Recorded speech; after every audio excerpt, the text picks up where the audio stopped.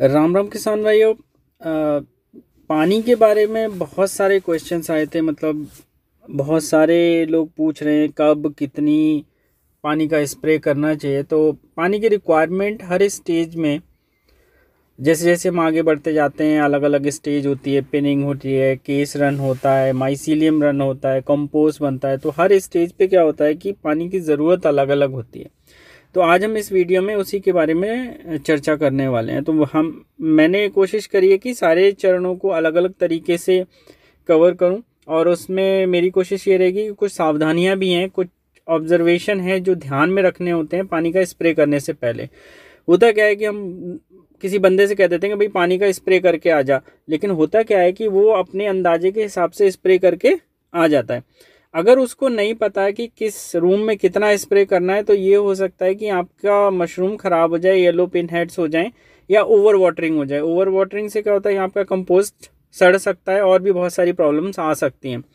तो ध्यान रखें, अपनी देख रेख में करवाएंगे तो अच्छा है, या फिर जो भी पानी का स्प्रे कर रहा है अगर उसको थोड़ी सी नॉलेज होगी इस चीज़ की, तो उसके लिए आपके जो मशरूम हैं उनकी जो क्वालिटी है वो अच्छी बनी रहेगी, उनकी ग्रोथ भी सही सलामत से होगी। तो आज हम इस वीडियो में डिस्कस करने वाले हैं पानी की ज़रूरतों को 6 अलग अलग स्टेजेस में, जिसमें एक होती है हमारी खाद बनते टाइम पानी की कितनी ज़रूरत होती है और कब और कैसे देना है।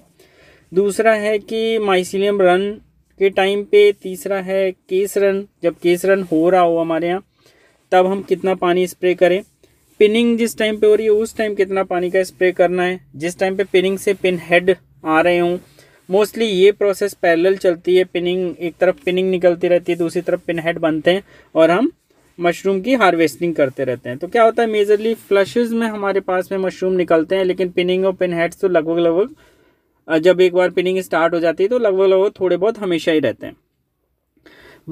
इसके बाद सबसे लास्ट में मैं बात करूंगा कि जब दो फ्लशेस के बीच में हमको पानी का स्प्रे को किस तरीके से मैनेज करना है। तो ज़्यादा देर किए बिना हम लोग चलते हैं कंपोस्टिंग की तरफ। तो जब हम खाद में पानी की ज़रूरत की बात करते हैं तो क्या होता है, ये दो अलग अलग स्टेजेस होती हैं। जब हम खाद बनाना स्टार्ट करते हैं, हमारे पास में भूसा या पराली होती है, तो उसको 24 घंटे तक पानी में खूब अच्छी तरीके से तर करके भिगोना होता है। बहुत अच्छे तरीके से, मतलब ये है कि आप जितना पानी डाल सकते हैं ऊपर से तिनका तिनका भीग जाना चाहिए, और वो पानी एक तरीके से कहे तो नीचे से रिस के निकलने लगना चाहिए। इतना पानी होना चाहिए और 24 घंटे तक उसको इतना भिगो के रखना है। ये होते हैं इनिशियल 24 आवर्स के आसपास में हम इसको इतना भिगो के रखते हैं। उसके बाद जो हमारी, अगर लॉन्ग मेथड की बात करें तो 28 दिन की जो प्रक्रिया होती है, उस प्रक्रिया में बस हमें 68 से 70% मॉइस्चर मेंटेन करना है। अब 68 से 70% का मतलब ये है। अब उसको जाने कैसे, सबसे अच्छा तरीका लोग मुट्ठी वाला तरीका अपनाते हैं कि उन्होंने खाद उठाई, मुट्ठी में दबाया। अगर पानी निकल रहा है इसका मतलब वो गीला है, और अगर पानी नहीं निकल रहा है, आपने मुट्ठी खोली और आपके जो हथेली और उंगलियों पे पानी हल्का सा लग गया, इसका मतलब आपकी खाद में पानी की मात्रा सही है। अगर पानी हाथ और हथेली में नहीं लग रहा है, इसका मतलब आपकी खाद सूखी है। तो हमको मॉइस्ट रखनी है, खाद गीली नहीं करनी है। तो जब भी आपको ये लगे कि खाद, जैसे ऊपरी परत, यूजुअली क्या होता है कि अगर धूप ज़्यादा पड़ रही हो तो ऊपरी परत तो सूख जाती है, तो आप हल्का सा पानी का स्प्रे कर सकते हैं। तो ये हमारे मतलब तरीका हो गया चेक करने का कि आपकी जो कंपोस्ट है वो मॉइस्ट रखनी है, मॉइस्ट, वेट नहीं करनी। मतलब आपको बस नमी रखनी है उसमें, उसको गीला नहीं होने देना है, या उसमें से पानी निचोड़ना नहीं चाहिए। अब हम बात करते हैं कि जिस टाइम पे आपने कंपोस्ट फिल कर दी है, स्पॉनिंग हो चुकी है, उस टाइम पे पानी का स्प्रे किस तरीके से करते हैं। तो इस टाइम पे मैंने ह्यूमिडिटी को इसलिए इंक्लूड किया है क्योंकि ह्यूमिडिटी और पानी का स्प्रे एक दूसरे के ऊपर आश्रित हैं, या एक दूसरे के ऊपर डिपेंडेंट हैं। कि भाई अगर हाई ह्यूमिडिटी, इस टाइम पे क्या होता है कि इस टाइम पे हाई ह्यूमिडिटी की ज़रूरत होती है कमरे में या हट में, जहाँ भी आपका कंपोस्ट आपने माइसीलियम रन के लिए रखा होता है। तो अगर आपके यहाँ थोड़ा सा ह्यूमिडिटी कम हो रही है तो उसको बढ़ाने की कोशिश करें। बेड सिस्टम और बैग सिस्टम पे इस टाइम टोटल कंप्लीटली डिफरेंट पानी की ज़रूरत होती है। जैसे अगर हम बेड सिस्टम की बात करें तो बेड सिस्टम में हम क्या करते हैं, ऊपर से न्यूज़पेपर बिछा देते हैं, और केवल न्यूज़पेपर को गीला रखते हैं, जिससे जो हमारा माइसीलियम रन हो रहा हो उसकी ऊपरी सतह जो है वो नम रहे। मतलब ऐसा ना हो कि वो ड्राई हो जाएगी तो ऊपरी सतह पे माइसीलियम रन नहीं होगा, माइसीलियम रन नहीं होगा ऊपरी सतह पे, तो उसके ऊपर आप केसिंग भी करेंगे तब भी वो फिर चल नहीं पाएगी। तो आपको बस उसको नम रखना है। बैग सिस्टम में यूजुअली 2 अलग अलग तरीके से लोग करते हैं। उन्होंने क्या किया, बैग में कंपोस्ट भरा, स्पॉनिंग करी और बैग को टाइटली बांध देते हैं या रबर बैंड से बांध देते हैं। उसमें तो स्प्रे करने की ज़रूरत ही नहीं होती। दूसरा तरीका लोग क्या करते हैं, कंपोस्ट भरने के बाद, स्पॉनिंग करने के बाद खुला ही बैग रखते हैं, कट कर देते हैं या फोल्ड कर देते हैं और उसके ऊपर न्यूज़पेपर ही यूज़ करते हैं, जैसे कि हम बेड में करते हैं।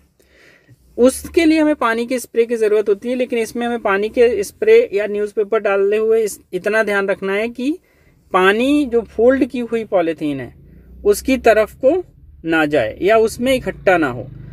तो ये चीज़ों की ध्यान रखना होता है। बैग बंधा हुआ है तब तो हमें पानी स्प्रे की ज़रूरत नहीं होती, लेकिन हाँ, रूम में ह्यूमिडिटी अच्छी होनी चाहिए, चाहे बैग बंधे हुए क्यों ना हो।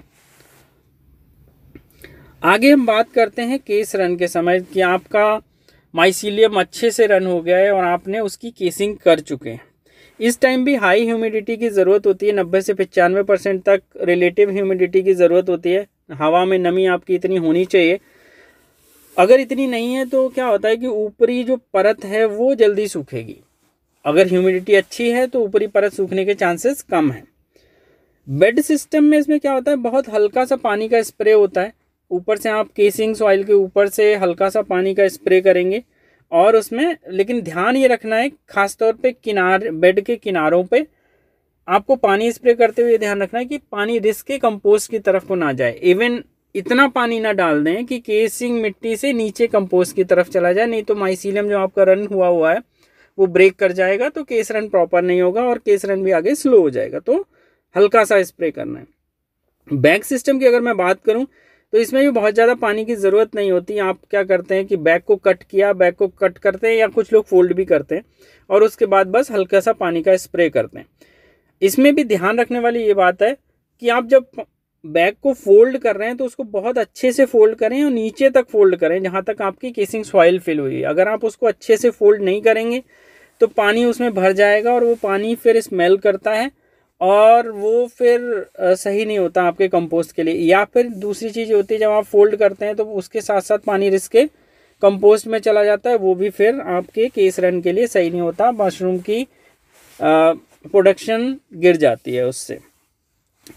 केसिंग सॉइल में कितना मॉइस्चर होना चाहिए, उसके लिए टेस्ट होता है कि हमने 2 उंगलियों की चुटकी के बीच में हमने केसिंग सॉइल उठा के देखी, दबाई, पानी तो नहीं निकलना चाहिए 100%, नहीं तो वो ख़राब है।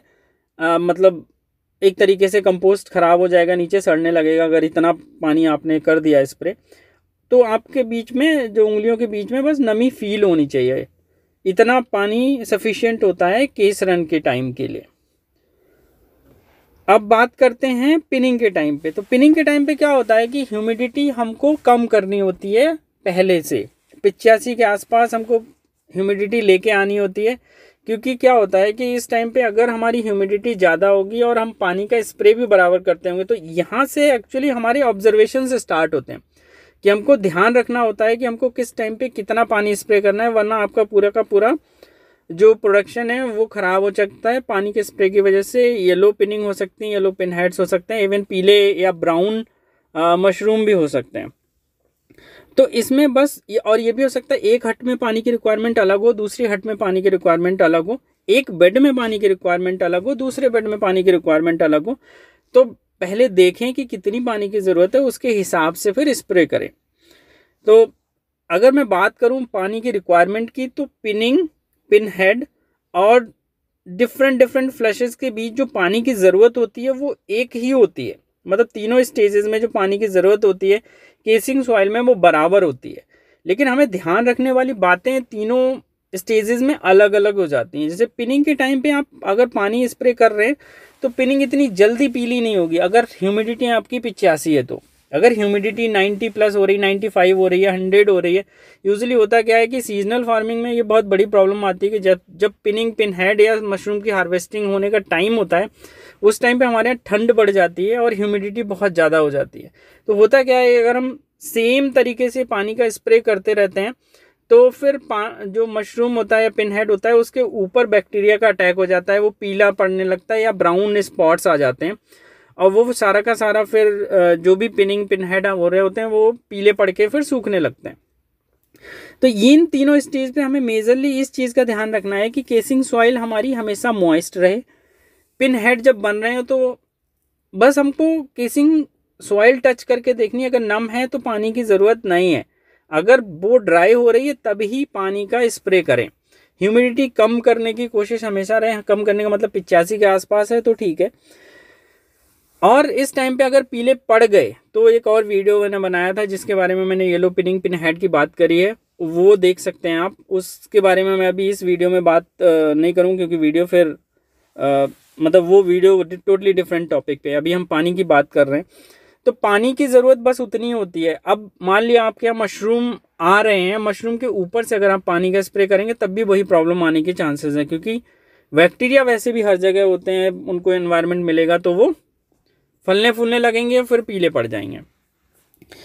तो इन तीनों स्टेजेस में बस आपको 3 मेजर पैरामीटर का ध्यान रखना है, खासतौर पे पिन हेड और डिफरेंट फ्लशेस के बीच में। आपको पानी लगभग सेम ही रखना है, आपको केसिंग सॉइल मॉइस्ट रखनी है, आपको वेट नहीं करनी है। अगर ह्यूमिडिटी ज़्यादा हो रही है तो उसको कम करने की कोशिश करें और वाटरिंग स्प्रे इस टाइम पे कंट्रोल में करें। अगर आपकी केसिंग सॉइल मॉइस्ट है तो पानी का स्प्रे ना करें, नहीं तो प्रोडक्शन आपका स्लो हो जाएगा, इवन प्रोडक्शन डिस्ट्रॉय भी हो सकता है, पूरा का पूरा फ्लश भी गायब हो सकता है, सारे के सारे पिन हेड्स पीले पड़ जाएंगे और वो फिर आपको प्रोडक्शन नहीं देंगे। तो ज़्यादातर चीज़ें मतलब पानी की इतनी ही ज़रूरत है और जितनी ज़रूरत है उतना ही दें। ऐसा नहीं होता कि आप एक तरफ से पानी का स्प्रे करते चले गए और आपने सारे के सारे में एक ही लेवल का पानी डाल दिया, क्योंकि होता क्या है कि अगर एक तरफ से हवा आप दे रहे हो, दूसरी तरफ को हवा निकल रही है, उस जहाँ हवा पास नहीं हो रही उन बेड्स के चांसेस ये हैं कि उसमें नमी ज़्यादा होगी, जो कि बीच में गैलरी में है जहाँ से हवा जा रही है। तो फिर पानी का स्प्रे वो ध्यान मतलब ये सारी चीज़ें भी ध्यान में रख के पानी का स्प्रे करें। कुछ बेड पे ये हो सकता है पानी की ज़रूरत, जैसे नीचे वाले बेड्स की अगर मैं बात करूं तो नीचे वाले बेड्स में नमी हमेशा ज़्यादा रहेगी विद रिस्पेक्ट टू ऊपर वाले बेड्स के, क्योंकि ऊपर वाले बेड में हवा का स्प्रे अच्छा होता है। ऊपर से नीचे का अगर कभी धूप भी पड़ती है तो ऊपर वाले में थोड़ा नमी सूखने के भी चांसेस हैं अगर धूप आ गई। वैसे तो अपने यहाँ सर्दियों में जब इतनी अभी इस टाइम पे तो टेम्परेचर 7, 8, 3 तक जा रहा है, तो ह्यूमिडिटी वैसे भी ज़्यादा है। तो इन सारी चीज़ों पे ध्यान रखें, बेड से बेड पे ऑब्जर्वेशन रखें कि भाई ज़्यादा नमी हो रही है तो उसको कम रखें। तो ये रही हमारी डिफरेंट स्टेजेस में पानी की ज़रूरत। अब होपफुली मैंने सारी चीज़ें कवर कर ली होंगी, अगर इसमें कुछ चीज़ मिस हो गई हो तो आप कमेंट बॉक्स में छोड़ सकते हैं, अगर आगे की वीडियोज़ में मैं उन चीज़ को इंक्लूड कर दूंगा। बाकी आपके सजेशन आप दे सकते हैं, कमेंट बॉक्स में छोड़ सकते हैं, कोई क्वेश्चन हो क्वेरी हो वो आप कमेंट बॉक्स में छोड़ सकते हैं। इसमें भी मैंने छोटी छोटी चीज़ें कवर करने की कोशिश करी हैं, जो ज़्यादातर छोटे छोटे मतलब ये है कि 50 बैग लगाए 100 बैग लगाए, उनसे ज़्यादातर चीज़ें ये मिस हो जाती हैं या इस तरीके की इन्फॉर्मेशन नहीं मिल पाती है, इसके लिए ये वीडियो बनाया है। तो होपफुली ये ज़्यादातर पानी की जो समस्याएं आती हैं उसको कवर करेगा ये वीडियो, और जितने ज़्यादातर लोग देखेंगे उनको ज़्यादा से ज़्यादा लोग इससे मदद मिलेगी। बाकी वीडियो अगर अच्छा लगा हो तो उसको लाइक करिए, आगे बढ़ाइए, इसको आगे सब्सक्राइब करिए, मेरी हेल्प करिए तो मतलब सब्सक्राइबर बढ़ाने में। जो नए ग्रोवर्स हैं उनमें इस वीडियो को शेयर करिए। बाकी आप लोग अपना प्यार इसी तरीके से बनाए रखिए। मेरी कोशिश होगी कि मैं जितनी हेल्प कर पाऊँ उतनी हेल्प मेरी तरफ से मिलती रहेगी। कमेंट्स के थ्रू आप मेल भी कर सकते हो sbabu.bly@gmail.com पे, और वीडियो शेयर करते रहिए। आज के लिए बस इतना ही। धन्यवाद। राम राम।